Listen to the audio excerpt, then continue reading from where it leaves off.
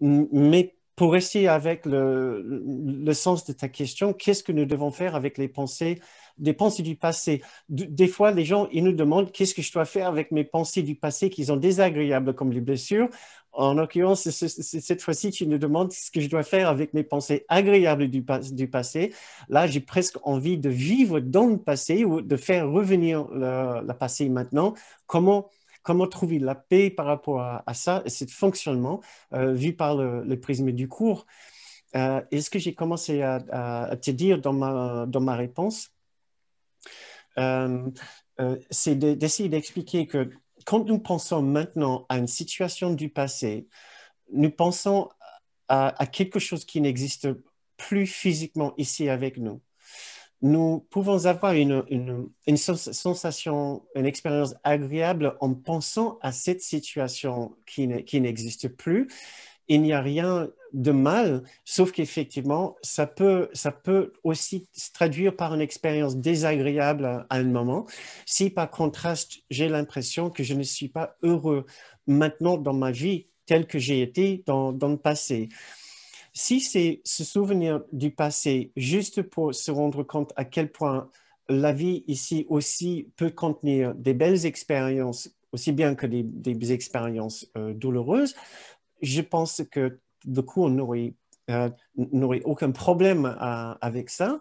Par contre, si le fait de penser du passé avec nostalgie et se dire ma vie est moins bien maintenant, ça sera intéressant de faire un petit travail sur soi selon le cours euh, euh, euh, qui va nous demander de regarder exactement les scènes qui nous ont tellement plu dans le passé, essayer de voir maintenant les émotions et l'expérience là que ça a provoqué en moi. Qu'est-ce qui m'a tellement rendu heureux avec ce qui s'est passé? Donc, traduire une situation en une expérience, en un ressenti, en une émotion, essayer de mettre un nom dessus et essayer par la suite de se dire, bon, mon but maintenant, c'est de reproduire cette expérience de bonheur, de joie, de satisfaction, de reconnaissance, d'appartenance, de plénitude, d'abondance, de liberté, de reconnaissance, etc. C'est ça que j'ai vécu. Je ne le vis plus maintenant.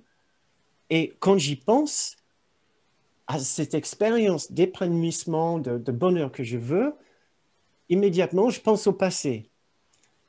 Hein. L'erreur sera de se dire, bah, tiens, il faut que je retourne dans le passé ou il faut que je fasse en sorte que ma vie aujourd'hui corresponde à ce que j'ai vécu dans le passé, puisque les choses ont changé, on ne peut pas forcément reproduire le passé. Mais par contre, on peut certainement reproduire ces expériences de bonheur et de joie. Si c'est des véritables expériences de bonheur, de joie et de liberté, on peut les reproduire. Et c'est un peu ce qu'un cours en miracle nous demande de faire. C'est de savoir, nous avons le droit au bonheur et le droit à la joie. À savoir, la différence avec la définition de l'ego, du bonheur et de la joie, c'est que l'ego en nous, le petit soi, nous dit toujours, le seul moyen de trouver la joie et le bonheur, c'est dans ce monde, avec une certaine configuration d'activités et de personnes dans ce monde, les personnes qui font ce que je veux et les situations qui sont configurées exactement comme je veux. Pour l'ego, c'est le joie et le bonheur, il le vit toujours à l'extérieur. Or, dans le cours, le joie et le bonheur, on les vit toujours d'abord de l'intérieur et après, on peut les voir par extension à l'extérieur. Mais ça sera une erreur de dire je n'ai plus le droit de ressentir le même sentiment de bonheur, de joie, d'appartenance, de reconnaissance, de liberté que j'ai vécu dans le passé. Même si la façon dont je les ai vécus dans le passé était quand même un peu mélangée avec les besoins de mon ego, la vérité est que nous avons droit aussi à un sentiment d'appartenance, de reconnaissance, de valorisation et de plénitude et d'abondance, mais maintenant venant entièrement de l'intérieur. C'est notre travail avec le cours, c'est d'essayer de voir comment maintenant je peux retrouver ces expériences extraordinaires dont nous avons entièrement droit, dont nous avons presque l'obligation de les retrouver. Puisque le cours, comme il dit, ils veulent des apprenants heureux. On ne veut pas des apprenants malheureux et souffrants. On veut commencer à trouver quand même les bénéfices de faire un chemin spirituel. Un peu de légèreté, un peu de bonheur qui va en augmentant. La question, bien sûr, la grande question, c'est comment... attendez voir, je lis un petit commentaire. Oui, vous pouvez lire le commentaire qui est là, qui est très pertinent pour le sujet. Euh, euh, L'idée maintenant, c'est justement de les trouver à l'intérieur. C'est pour cela que nous faisons ces méditations. Puisque nous apprenons avec le cours que la joie, le bonheur, la paix, l'appartenance, la reconnaissance, la valorisation, la plénitude et l'abondance sont des constantes dans notre esprit. Il se peut que j'ai eu l'opportunité de vivre ces conditions à l'extérieur à une époque dans le passé qui ne sont pas présentes pour moi maintenant, mais cela ne veut pas dire que les conditions extérieures ne peuvent pas changer. Mais tout d'abord, je dois changer quelque chose en moi. Et c'est là le lieu de l'action, le lieu de la transformation et du changement. Si toutes ces merveilleuses expériences sont des constantes dans le grand soi, j'y ai quelque part accès à chaque instant. Si c'est des constantes dans mon esprit, je dois essayer de voir quelles sont les barrières que j'ai érigées dans mon esprit, que je garde dans mon esprit, alors à l'expérience de ces qualités-là, de ces conditions dans mon esprit. Et nous revenons systématiquement vers, dans un cours miracle, un sentiment de ne pas en être digne, de ne pas avoir le droit de les éprouver, de ne plus avoir le droit de ressentir la joie, la plénitude, etc. Pourquoi? À cause de cette culpabilité fondamentale, cette culpabilité ontologique, la culpabilité qui dit du fait que tu es un individu coupé de ta source dans l'amour, tu es fautif, tu vas payer le prix pour ce crime qui n'existe pas.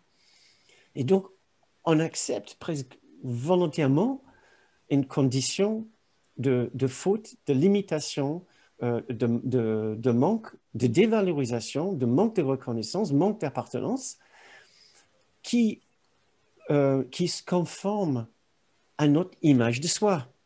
J'ai une image de moi fautif, et donc j'ai une sorte d'expérience émotionnelle de la vie qui correspond à cette image de moi. Alors je dois commencer à travailler avec mon image de moi, de moi-même, et de voir qu'il n'y a aucune véritable raison pour laquelle je ne ressens pas la joie, le bonheur, l'appartenance, la reconnaissance, etc.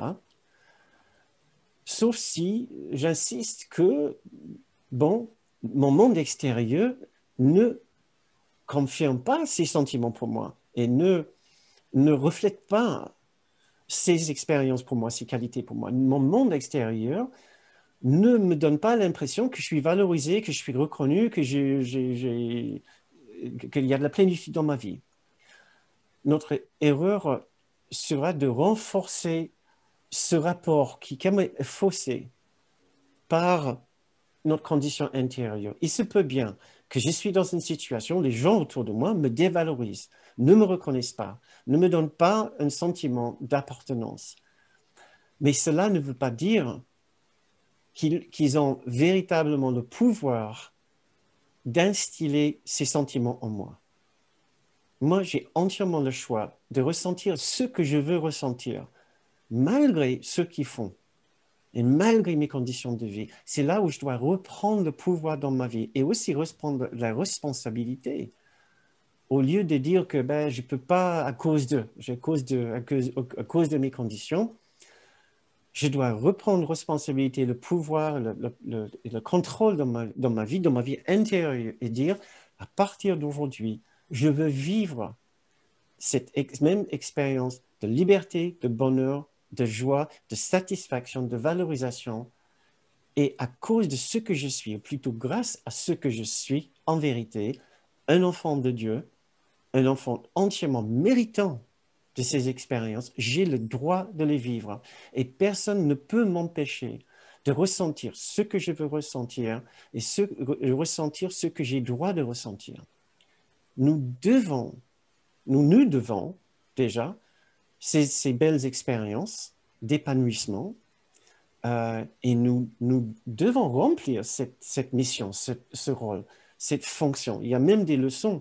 Mon fonction est le bonheur. Je me souviens pas je me souviens pas lesquels maintenant. Euh, mon fonction, et j'ai été saisi un jour, je suis retombé sur cette leçon et j'ai dit, mais attends, ce n'est pas du tout comme ça que je vois les choses.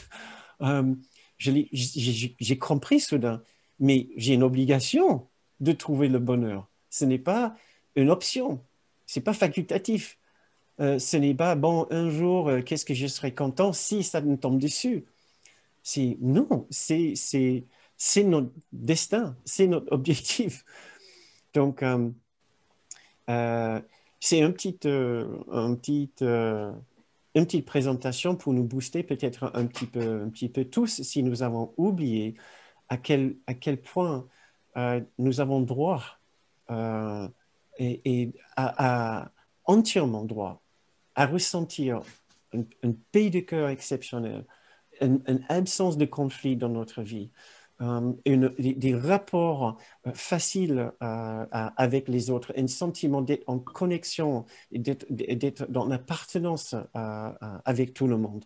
C'est entièrement notre droit. Et je nous le souhaite et je suis là pour continuer à travailler avec vous dans ce sens-là. Je ne sais pas s'il y a des commentaires peut-être que vous avez par rapport à ça. Je ne sais pas si Nico, tu veux rebondir sur ça. Je